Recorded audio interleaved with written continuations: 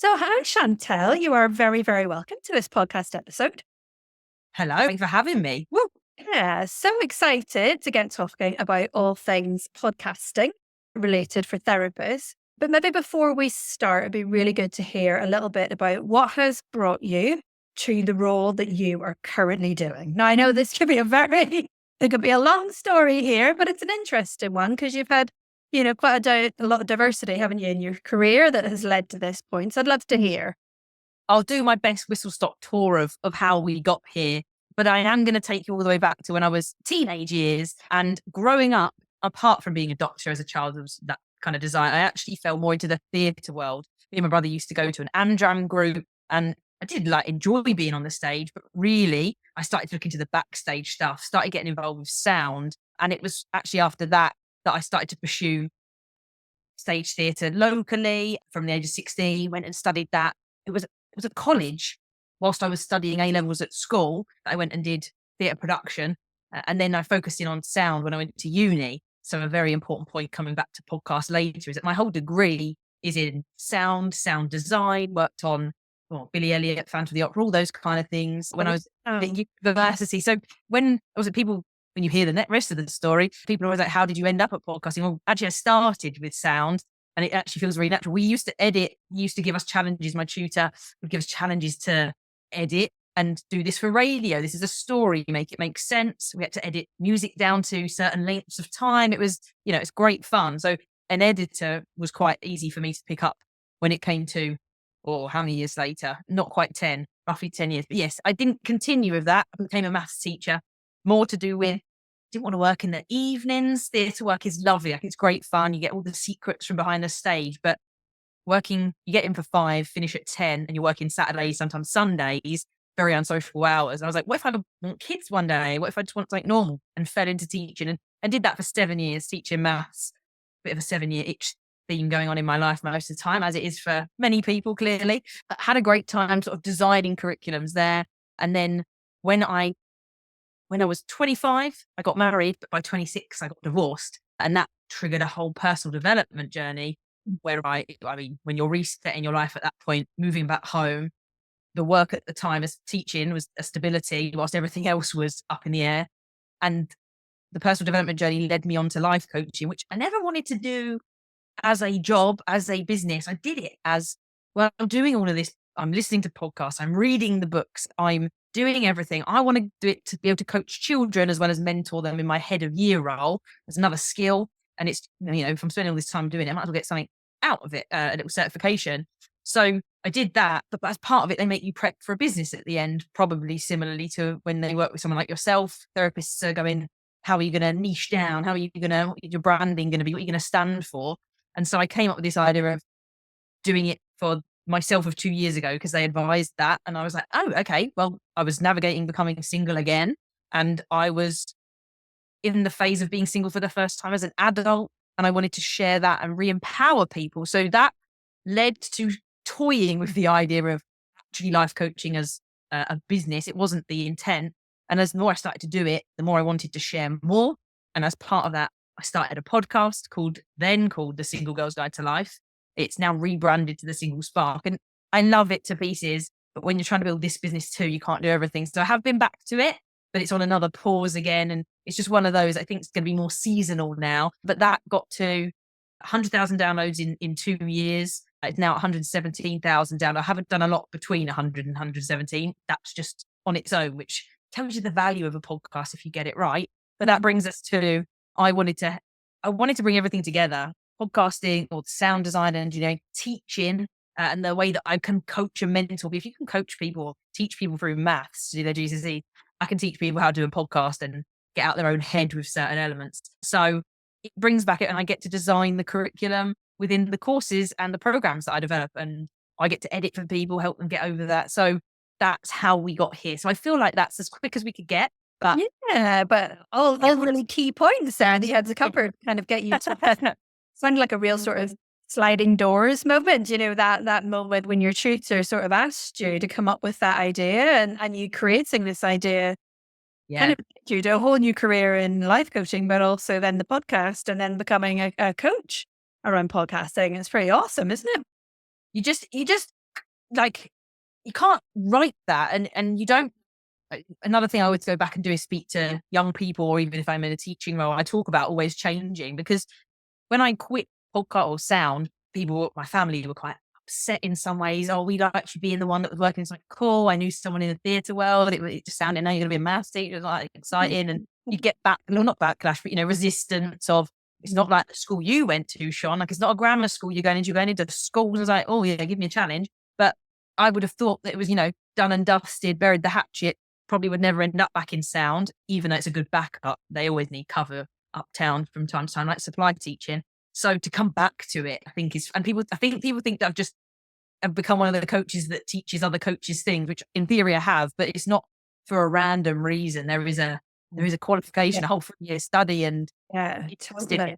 beforehand. And every point of your life was almost like leading you to what you're doing right now. It's almost like this life by design kind of thing, that you're doing the thing you absolutely should be doing. Yeah, and I still love it. I still do tutoring, I still do supply work, but PSHE now. So we'll think about that though. My podcast was all about challenging the thing about having to be in a relationship, empowering you to go on solo trips, have to stay safe.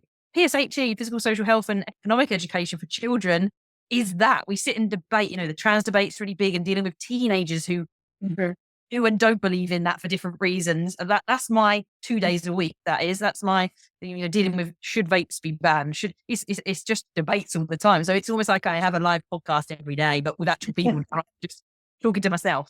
Podcast idea right there.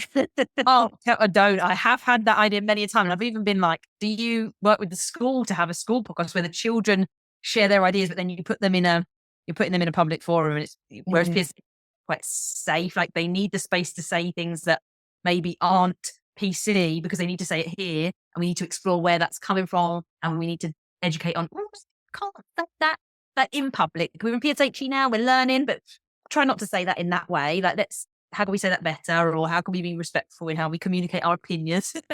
So you've got to safeguard them as well on the public forum sort of thing. No, absolutely. So you are very well versed to be talking about all things podcasting. And I think I was trying to think how I discovered you to begin with. I can't remember if it was whether we had worked together one-to-one first, or whether, I can't remember. I think I was looking for someone, because I'd started this podcast. I was looking to say, is there such a thing as a podcast coach? Like somebody that can help you with your own podcast. So I think I had found you on Instagram, and that we had then kind of started a conversation. And then around the same time as me having the strategy session with yourself, I was then also running the Prosper Private Practice Summit. Yes. Asked you if you would mind coming on and being a speaker on the summit, which was fantastic, because I think podcasting is such an overlooked marketing platform for therapists. And really lovely to see that some of the people that had attended that summit then came to do your course, which you can tell us a little bit about. One of them being Sharon, who's a member of my community, and she's flying with her Blue Lights podcast. Like, it's brilliant. And that's the thing about podcasting, that for some people, podcasting is perfect. Yes. And it's perfect for her. So maybe before I go off and I start rambling a little bit, maybe it'd be great to hear a little bit about why you might think podcasting for therapists is such a good idea and such an untapped resource, perhaps. Oh, for sure.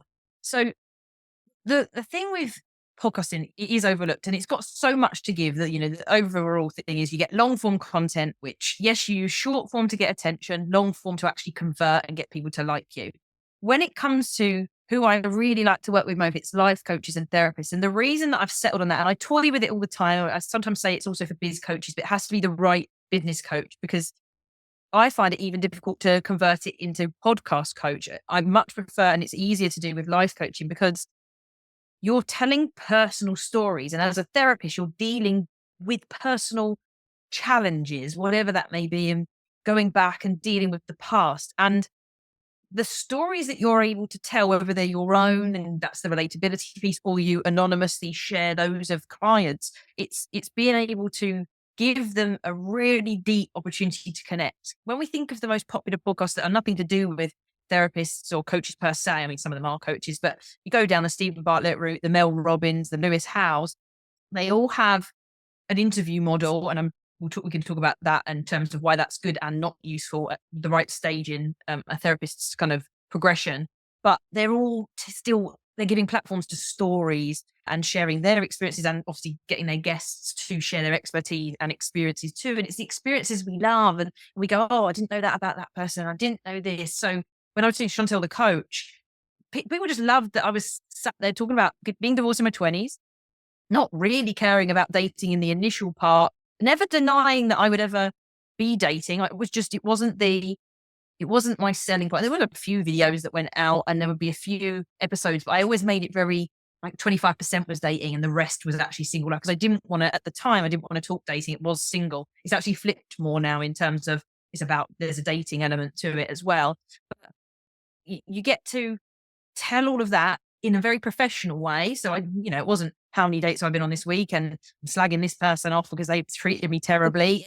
I think having that professionalism and choosing what you share. There's loads of things people don't know about, like the ins and outs of some of my relationships, past, current at the time when it was, and even the one now. So you still get to edit that and make sure that you're maintaining a professional and personal boundary for yourself, but telling relevant stories that help your audience go, oh my God, it's someone that understands me. It's someone that gets it. Because even if I didn't get thousands of clients coming through in it, like from the podcast, the message is coming through. And most therapists, life coaches of those natures want to help people. And sometimes we want to help too much and we give away too much.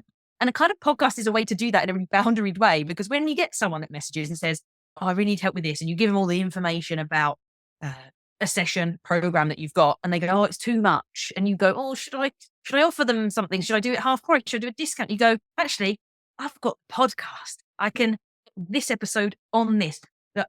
Sorry to hear you haven't got the funds right now. In the meantime, here's this episode for you to listen to. Hopefully it will give you enough to start working on this yourself. And there's some book recommendations in the description. If and when the time is right for us to work together, give me a shout when the time is ready, when you're good to go, and we'll get it sorted. And actually, you don't feel that you're leaving anyone. And the amount of messages I used to get of people saying, thanks, it's been so helpful. I think it feeds into the values of a therapist that wants to help and feel bad when you can't help everyone. It's so true. And I think what you've just said, definitely I can see from experience. So I wasn't doing that at the same times, but I had a podcast for my private practice. And then obviously I've got this podcast. And what I've experienced is through the private practice, when I have maybe inquiry calls with potential clients, something that they will often say is, I've listened to some of your episodes. And so that is sort of that building that know, like, and trust, hearing what I've got to say, seeing if it resonates with them and getting that sense of, gosh, yeah, she really gets it. She understands. So I think that is so helpful in the decision-making process for a potential client. And then offering a podcast episode that helps solve a problem. I've seen much more in the mentoring side of it in Facebook communities, things that I'm in where there's maybe a question about fee setting, that I can go in and say, oh, hey, I did a podcast episode about fee setting. You might find this interesting. So it's that sort of validating your knowledge and validating your experience, isn't it? Absolutely. And going back to clients that have picked up on the summit and come through, I mean, Charlotte's a great example of this, because she must have followed me, and my general process is to respond and reach out to her. I believe I did that with yourself. I'd have seen the follow and I've said, hey, Claire, thanks for the follow. Out of interest, how did you find me? Or I would have started to try in a conversation. Back then, it might not have been quite as structured, but that's definitely what I did with Charlotte. Back whenever she did follow me, she totally ghosted me. I'm waiting to make this into a piece of content. She ghosted me, didn't get back to me. I never followed up, so be it. Now, something must have happened for me to reach out. Maybe she commented or responded to a post. Actually, I think she responded to a poll. And I said, oh, thanks for the thing on the poll.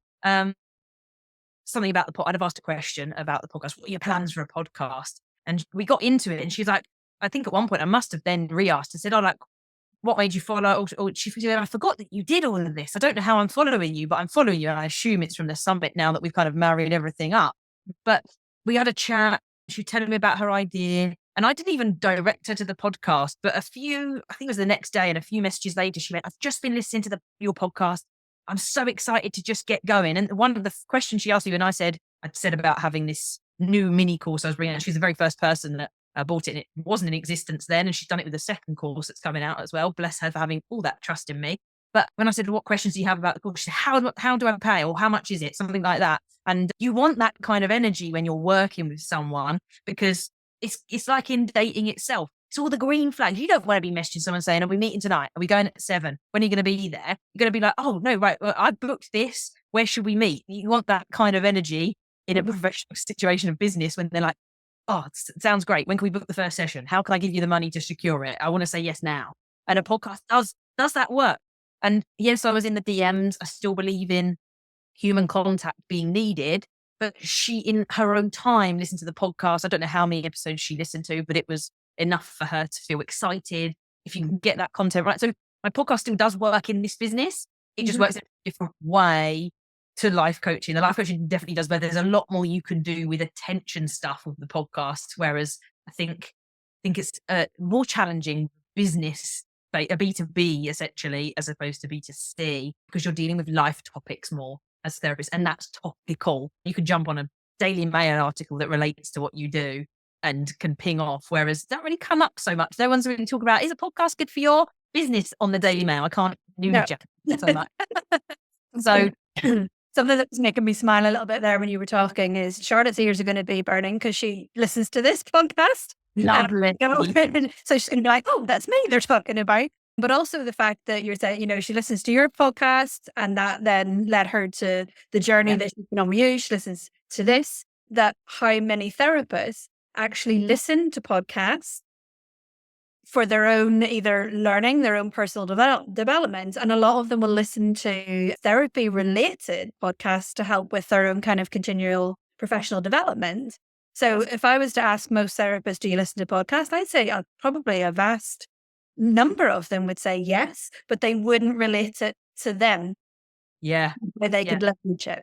Yeah, it's a great freebie to give out straight away. And no, you're not capturing their data when you do that, but some people are always going to be skeptical and not want to give you their data right away in exchange for a freebie or a discovery call, whatever you're offering. That actually just warms people up. And hey, if they never become a client, they probably weren't ever going to become a client anyway. But we're seeing lots of delays in this. People are coming into worlds and taking a year to buy something. It's slower paced than it used to be, and that's okay. And a podcast can be the thing. And, plenty of people that never buy. How many times do you walk into Sainsbury's and you don't buy everything on the shelves? You buy what you needed at the time. And that's all we're doing with the podcast, keeping ourselves there. Here's the option to listen. And here's more ways to work with me in the future when you're ready. If you never do, okay. Yeah. That's something I say quite a lot in a lot of the posts that I do, is that what we're maybe used to as therapists in private practice is capturing the people who are in the moment. I'm in pain now, and I'm ready to invest in working with you as a therapist. And where they might find us is through the therapist directories. So we're used to only thinking about marketing to those people, the people who need the support right now, but we're not thinking about the opportunity of people who are in contemplation stage, people who are not quite there, people who maybe just aren't financially in a position just yet, but they're still having those kind of thoughts and considerations. That these types of things, like building this trust and building this likability over time, is actually so important. Yes. Yeah. And it's hard because in business, you want it Of course you do. Financially, you want it to happen. But I know the mastermind that I've been in, it was a sales training before that. It took me to go to a number of their events in person. And I was there at the first one. I went, I will be in it one day. I just don't know when.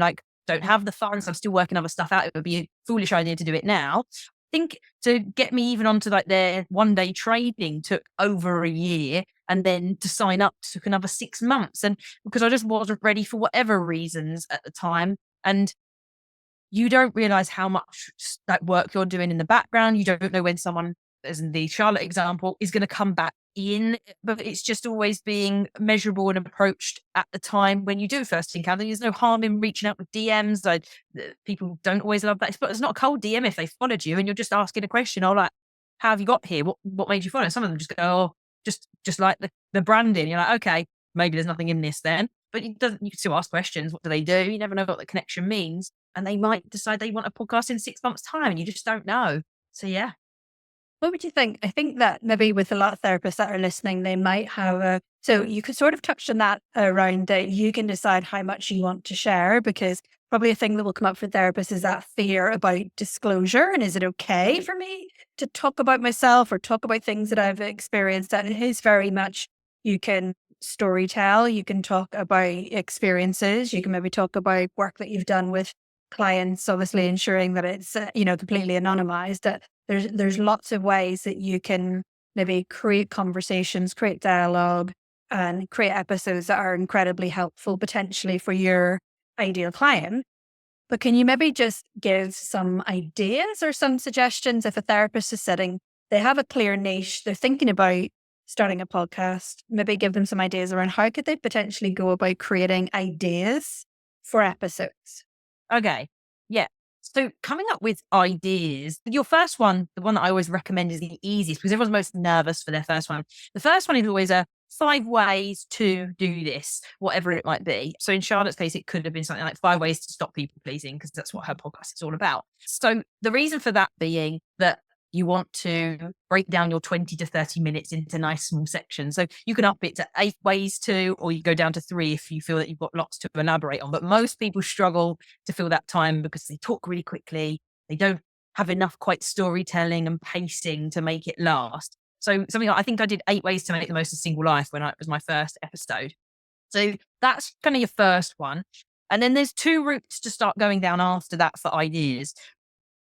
When you begin, there's going to be stories that you want to tell and lessons that you want your audience to learn. So it's thinking about what's been like the most powerful thing that's happened to you, to your clients, and then coming up with ways to make the headlines really interesting. And that's probably the biggest challenge because people don't seem to put enough time and effort into titles, yet they're potentially the decision-making factor as to whether someone clicks that one or the next one or any of them at all. Whereas if they literally just say episode 2, and for example, if we've been doing this one, episode 2 with podcasting with Chantel Dyson, I mean, podcasting, cool, if they're interested, that's fine. But actually you want to be a bit more, unfortunately, a bit Daily Mail clickbaity. You want to be a bit more like quickest ways to set up podcasting for your therapy practice, or how to get how I got from a good headline that I would use is how I went from 0 to 100,000 downloads in 2 years. That's juicy. Podcast downloads, throw the word podcasting for SEO. So you want to go down achievements, transformations, lessons, and the other one is then to establish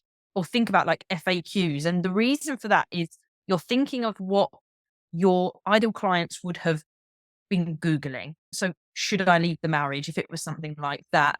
So should I leave the marriage as the first title? 5 things to consider if you're thinking of leaving. What a great title. It's a little bit generic. There's possibly some ways we could age it maybe a bit more, or I mean the guys have a different perspective to that. And so actually maybe we go, if you're the husband, that's me brainstorming, and therapists are going to know what best fits them. So it's definitely thinking, what are people going to be Googling? So then you've got the ability, I know you've definitely promoted this with your audience before, but the ability to change it into a blog post, and the title will do the job of getting some SEO footprint down. If you do a video podcast, which you should do by episode 5 or so to be able to get the most out of a podcast, you can put it on YouTube. Again, with that title, YouTube automatically creates SEO because it comes up in Google search engine and the way that ranks. I'm not an expert in that, but I realize that that's part of it. So FAQs and then stories and outcomes. Yes, by all means, use ChatGPT for ideas or any other AI tool. I'm not someone that says don't do that. In fact, I encourage it, but you have to come up with a way that it's not just the title it came up with, like, should I stay or should I go? Thinking of leaving. Come up with a way to just tighten it up a little with a few extra keywords.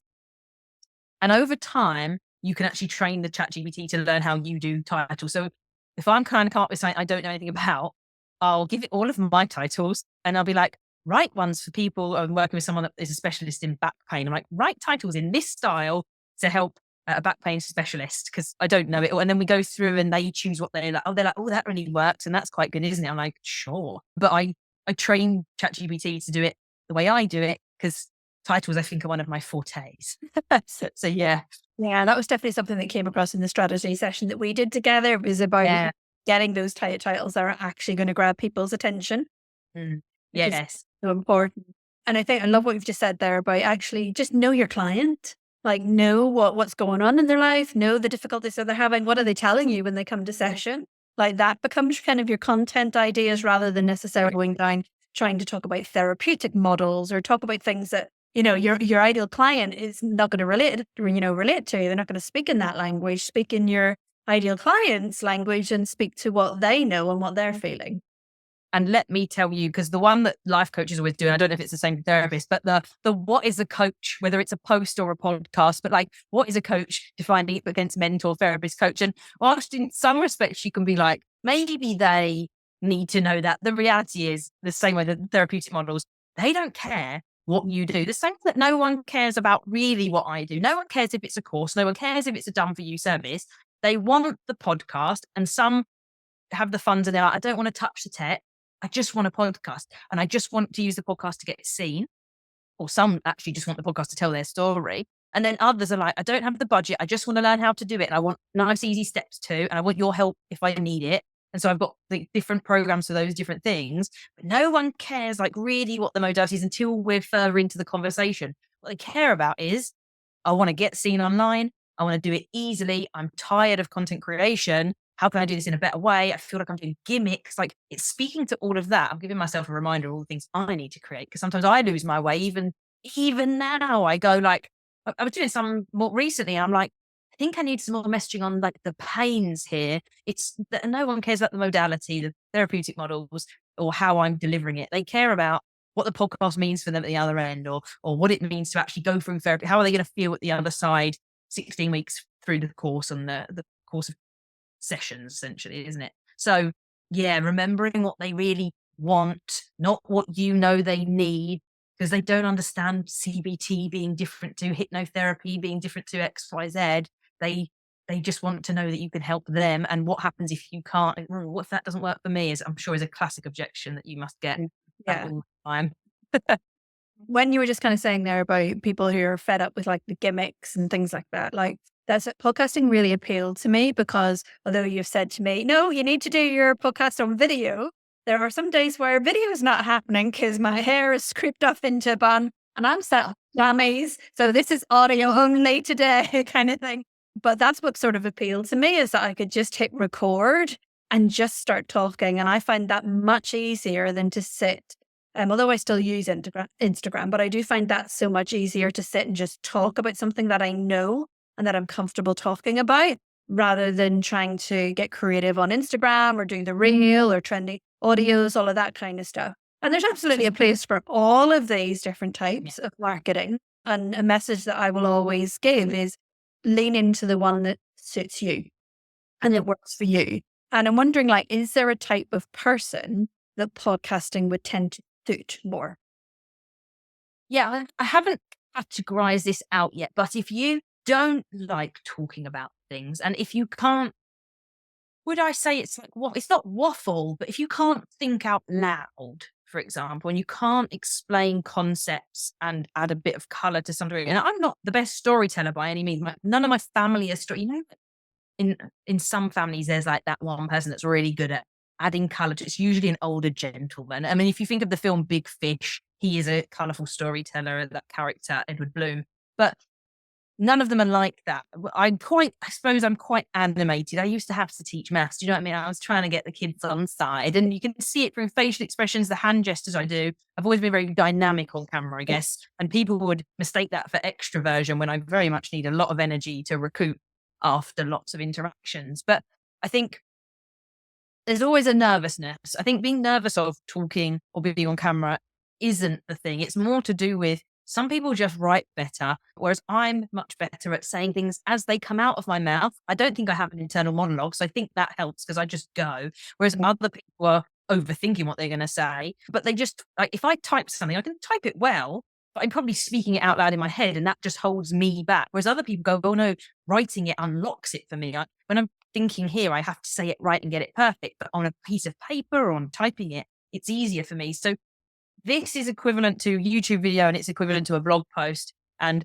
it speaks to different people's preferences in that sense, but it's normal to be nervous too. So I sat in the opposite corner where I am now at a kitchen table with a scripted version of what I plan to say for at least episodes 1 to 4, I think it was. It was very much like, read it, but if you go off topic, don't worry, Chantel, you're going to be okay. It really was planned out. Felt like that was the security, but I knew I could edit it because that's not difficult. I now very rarely have a script. Well, I never have a script. I might have the title, 3 to 5 bullet points, and I'd cross-reference that with ChatGPT to see if it's got anything that I forgot. And I'm like, oh, that's a great point. Like, I got a great story for that. I'll add that in. Stats I might jot down as well because I'm terrible at remembering them all. And then I just roll and go with. And you don't get to that point. It's really. I was trying to do a video for my course the other day, and it was an episode of me, and I was editing it to show people how to edit. Well, it was a useless example because it took me 6 minutes to, and I was like, oh, okay. And when I take people's first edits on of their episodes, I mean, they're umming every 10 seconds, and that's normal. My first episode, if you go back to it now, I still think has ums in it because I must have edited enough ums out, but not that many ums. So even my first episode, and I never delete them off of the single spark because I want that reference to people to go, oh, that is what it sounded like. She wasn't quite as dynamic, and it was a bit more, oh, she's talking a bit slower, and it's not quite like she did progress. And so I don't know if it's a type of person or just a style of preference, but I think you've got to be able to have color in your voice because you've got to sound interesting. You don't have to look a particular way because if it's just you on screen, you'll be all right. The video for a podcast is purely for social media and marketing purposes. Like, I'm not the YouTube specialist. There are people out there that do that and they're trying to really push your YouTube views, maybe monetize on YouTube. Mine isn't. It goes on there, but that's more because then it's there. If I need it to be there, I'll make it better later. But it can sometimes make it easier to repurpose from there at times, the way it all links and bits and pieces. The video for me is you can then use all these clips, can be changed into this vertical form, and you can get them out on TikTok, Instagram, and now LinkedIn video. I think that's one to watch for 2025. Big time. They brought in vertical video. Time to get to LinkedIn if you're not, and it's an area maybe some clients start using the same video on there because I think that's going to be an interesting space to watch over the next 12 months. Yeah, that's really good. No, that's really, really helpful. I think I average about 150 in all of my episodes. It's always around the 150. Also, the natural part of it. So I don't think people want super polished. This is why TikTok did so well and continues to, is because YouTube, yes, it is still very successful. It's the best platform for making money in creator terms, obviously with the adverts and stuff. But it really is a polished game over there now, and it's hard to get in. Mr. B started early, Sidemen started early, all of those people were at it when it was just on webcams. And we're kind of still there with podcasts. Podcasts have not become this superbly finished thing. Will they ever? I think the big ones will, your Chris Williamsons and the names I mentioned before, but it's low barrier to entry. And these videos don't fully matter because we're not using them in a way that no one's watching me for 30 minutes. Like, that's not what's happening. Like, it is. I mean, if they want to, they can, but that's not what it's there for. It's just the way to start getting there and getting online, and it brings the authentic. People want to see what real people are like. And again, this is why it works for therapists, is because you are a real person. You're not this superior person that's much better than me. You're someone that went through something similar, or we're in the same industry, and you get me, and I want to work with you because there's hundreds of therapists out there. Why would they choose you over anyone? Because you've had that experience. And that's why we've got to share our story once we're past that part of our story. I think the word always, the awkwardness goes, I won't go into detail about that now, or I won't tell you all of it. Actually, telling all of what's appropriate is important. I don't think I'd have worked with so many people if I hadn't shared my experience of going through the stair ladders of life and getting divorced at 26 and starting over. 100%. And I think that can be the bit that therapists will grapple with sometimes, because maybe for some of them, they will have been through very extensive training that is very focused on non-self-disclosure. And then you get into the private practice world and marketing yourself, and it's totally different ballgame. And I think how people choose their therapist now has very much changed, where people are looking for therapists that do have lived-in experience of their difficulty. I was picking a therapist for myself literally a couple of weeks ago, and I chose her because her profile read literally like my childhood experience. And I went, oh God, yeah, she's going to get it, So that was the most accurate kind of representation of, sharing appropriately. I felt connected to her. That's what made me then kind of book a call and then start working with her. And so it's that trying to make that transition and that shift to get more comfortable with doing that. And a podcast can be a great way of doing that. Something that you mentioned about repurposing, which I love repurposing. Anything that makes my life easier, I am all for. But if they've kind of heard you talking about doing a podcast, do it on video, put it on YouTube, people might be thinking that there's going to be loads of hurdles and loads of barriers around tech. But what we do know and what is fabulous about all the advancements in technology is that there's tools to make this like so much easier. So maybe, Yes. if you could share a little bit about like what would be, if someone was thinking about starting a podcast, what would be the essential tech that they would need to have, and what would be the thing that you would recommend to like make all of that stuff as simple as possible? Yeah. And this comes down to, I have kind of 3 phases that I work on with people. So you've got your start phase. Start phase when you don't have the podcast and you're going to be basically looking to get it launched and get your first 100 downloads. So in that scenario, we actually do start with audio only. That's what Podcast in a Day, the little mini course I have, goes through. And the tech that you need for that is very simple. You either just start with your phone, because you're probably holding a grand's worth of tech in your hand. And if it's an iPhone, you can actually pause that as you go. So if you hit record on voice memo, if you then like, oh my God, what am I saying? Hit pause, check your notes, hit record again. And you can actually, if you do that all the way through and then upload it to something like Buzzsprout is the host I recommend. There's a few others, but I prefer that one for beginners. You could just do that in theory and ignore the ums. I think you can actually go through on voice memo and edit it on that. Now, that's not for everyone because sometimes you're going to properly stumble and you won't have caught it, etc. So then there's software. There's a couple of software options you can use to edit it, and that would be Reaper is my preference. Loads of people don't know about it. I've used it since I was 16. They have a really low fee for it. It's free to begin with a free trial and then a low fee. If not, Audacity is what a lot of people use, another free tool. But I find that clunkier. Again, when I was 16, 17, I evaluated them all. I brought Reaper to my uni group. They all continue to use it throughout our course. So we know about it. No one else has. So all you need tech-wise is a microphone. So if not your iPhone, I grapple with this one. So the Blue Yeti mic is what I have here. It's a mic that loads of creators have. And it's one that I do recommend. It's a good budget mic. I think it's about £80 to £100 roughly off the top of my head. But it's not actually, technically speaking, the best mic. And so it pains me to recommend it, but it's also a really good option if you're not looking to invest in more. The reason for it is, technically speaking, it picks up on loads of sound around. But if you can have it as close as this is here to me, which is about 30 centimeters away, it won't make much difference. But if you want to invest in more, then you're looking at the pod mic or a Shure MV7, and that's getting towards like 150, £200. So you need a mic. If you have a mic, you need to record onto something, either Audacity and Reaper, and then edit it, and then you upload it to Buzzsprout.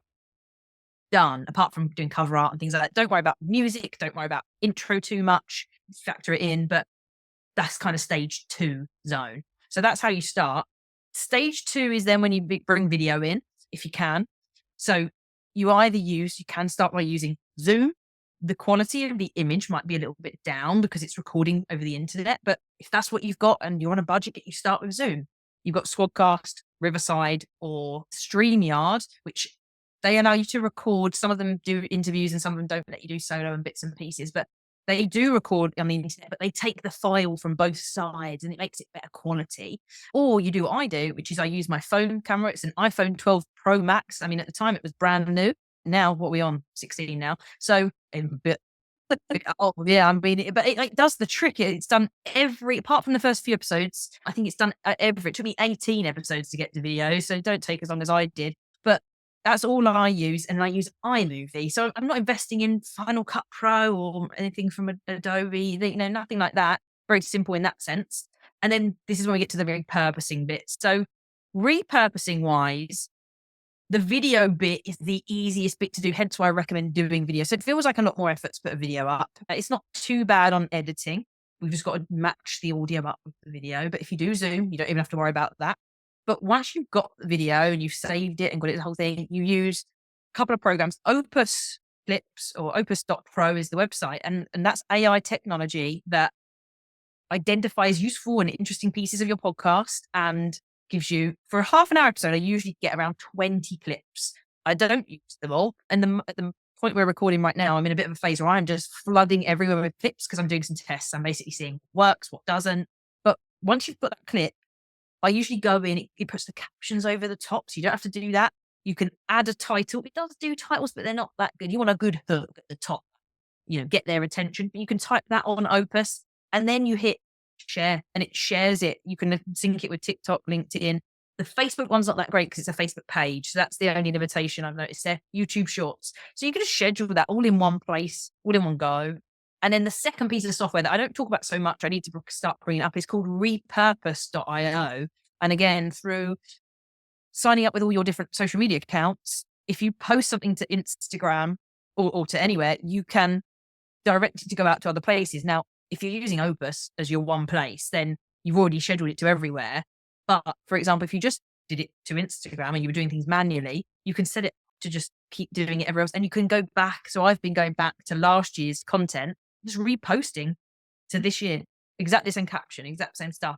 So say level 2, level 1, everyone thinks is the hardest bit because they're like, oh, I've got to start a podcast, the tech scary. That's the simplest bit. Actually, this next bit is more involved, but it's only the same as you learning to use a phone when you first had an iPhone in your hand instead of a Nokia 3310. It's the same as when email came into the world and laptops and working with that. We're all like, oh, typing, what is this? And, once you've used it a couple of times and you know what you're doing with it, it doesn't take that long. And yes, there's a little bit of learning to do, but I sat an hour, when was it, on Wednesday, and I scheduled 7 pieces of reposted content, so stuff from last year. And I got 3 more new clips generated from Opus and planned those out for the next 3 weeks. An hour to do 10 pieces of content. 5 minutes a pop. Like think about how long it might have taken you to do a reel once. It's 45 minutes and then it flopped. I don't care if any of those flop because they cost me 5 minutes. But when my hour-long masterpiece that I thought was brilliant flops, I'm like, oh, Jesus, like I will repost it later, but like I could have done with that doing better now. So yeah, level 1 in that sense, build phase is easy. And then, start phase is easy. Build phase number 2, when you're actually building the systems as well as, making sure you keep planning and recording and editing, that's simple. It's still simple, but it's hard to keep going because you've just got to get that process down and what works for you, how quite you execute it looks different to everyone, really. And like you're saying, that once you've done it a few times, it does get a little bit easier. I honestly don't know how I would do anything now without AI and without these sorts of tools. I use Descript, which I think is something quite similar to Opus that you're describing, where for me, like we're doing this podcast now via Zoom. I'll upload our video into Descript and it will edit out all the albums. It will create clips for me that I can post to Instagram. It will automatically upload the video onto YouTube. It will do my show notes. It will draft my email, social media posts. It'll do it all, which is just like that's something that probably would have took me an entire day. Yes. Just manually. So it's amazing how these tools can really support us and just make things just so much easier. Yeah. And I mentioned Squadcast. So as you mentioned before we got on this call, they actually integrate. So if you sign up to Squadcast to record, especially if you're doing interviews, and whilst I wouldn't advise interviews from the start for people that are starting with podcast, because you want to be the expert, right? Like it's cool to use that for exposure at the right time, but really they want your audience at that point, whereas you haven't even established yourself yet with your own audience. But yeah, if you are then recording on there, it's going to be a quality than Zoom, and then it automatically puts it into Descript, and then Descript does all the things that you just described. So that's actually even a quicker route if you can then afford those different subscriptions, because these all come with little subscriptions and it all adds up. So, people have got to start and feel like they're getting some return or it's not costing them, and realize that different people have different budgets. Some people are ready to go. And in some versions, I take all the tech away for the first bit. I just, people that just don't want to learn it yet, they just want to get the podcast out, because it is a lot to start when you're thinking, I've got to plan it, record it, then I've got to edit it. Like I take the editing off. I've got these launch packages that I edit the first 4, so it takes it away and people just crack on. Obviously that has a higher investment fee, but for some that's the right thing. And they just don't, they're like, oh, can I learn it in 5 episode time? I'm like, yeah, absolutely. And I'll take that stress out for the first month or the launch in a couple of episodes. And then you take it on once you're like, oh, this is not as difficult or scary as it seemed, because it's not, but it feels that way before you do your first episode and think, how am I going to get through 20 minutes talking on my own? And this might actually be the perfect place. You mentioned about the launch packages. This might be a lovely way to kind of wrap up the episode, is to tell people who maybe have been listening to this and thinking, actually, this might be not as scary as I thought, and they might want to give it a go. What are the different options that you have available for people who might be interested in working with you? Amazing question. So I have this concept called podcast in a day, and that's really the main one that sits. And the idea is for it being fleshed out. But like Charlotte did, she signed up for the mini course, which in theory means that you can go through the videos. I think there's about 20. They're all about 5 minutes long ish. And I think nothing's more than 12 minutes. And in theory, you could do it in a day. Now, she chose to spread it out across a couple of mornings. She launched her podcast in 9 days, and that's a little mini course. I've got ideas for, though it's not in fruition yet, but there's podcast in a day, like as a group, in person or online. Haven't worked that out yet, but like, watch this space, because maybe it's there by the time you're listening to this. And also VIP days where I come to you and we do everything that you would do in the course, but I'm there holding your hand. I'm there to answer the tech questions, which is obviously your more premium option. So they're all the same podcast in a day concept, where we're not messing around. Like the amount of people sometimes that I've worked with when we've got 3 to 6 months to launch something and it's stall after stall. I'm a very red person in terms of disc profiling. Get this done. You just need to get it done, and then you will love it. And also, that's another point to make. Don't buy anything if you're not sure you're going to love it, because if you just try it and you don't continue doing this, you don't like being on camera, you don't like talking, you've not invested in anything. Buy the mic, buy the better mic 5 to 10 episodes in. But the other option I have, the launch one that I have, is called Podcast Push. And that means that this is a great package, actually, because not only do you get the editing bit, like you get to do the Beyonce bit where you just talk on camera, look great. You also get, I'll sort your cover out for you, and you get the music jingle too. I work with someone specifically who designs it based on what you ask, and you get up to a certain number of downloads of it, which is, it's a great little, because people, the whole concept of royalty-free music's hard work. So yeah, you get that, and you get 5 calls, I think it is, off the top of my head. So I'm there with you every step of the way, and you're not left on your own just doing the recording. It's still very much supported, but you don't have to do the tech to begin with. So Podcast Push are those options there. And that's what I've got for now. There are free resources and some checklists that I'll send some links to. And I imagine I'm going to get some free trainings done as well, because I know people want some of that to help them understand some of the things we spoke about today, but in a bit more depth. Yeah, that's how people can work with me if they want, or start with the free checklist. And then there's the podcast currently called Big Vision Business Owners. I can't think of a better name yet, so that's what it is. But I don't love it, but that is it, which is another good point to make. If you're not sure on your name, just go with one. Yeah. Change it, come up with a better one, or not if you can't come up with a better one. Podcast, Nate. What about your Instagram and your website? Where can they find you? Yes, so I go by the clever content creator, because everything I do is do it cleverly. Like, I don't want to spend hours on a phone. I mean, I do love content creation, so I could, but I don't want to. And I know you guys don't want to either. So it's and it's a bit annoying, but it's the clever content creator with full stops in between, because we had issues. And website is theclevercontentcreator.com. Super. Thank you so much for joining me today, Chantel. I no doubt I'm going to see you again whenever I get my summit head on, that we'll have you back sharing all of your knowledge and expertise. But so lovely to talk to you today. Thank you for having me. And any questions from anybody, send them my way, get in touch, and get those podcasts out so they can start changing the world. Super. Thank you.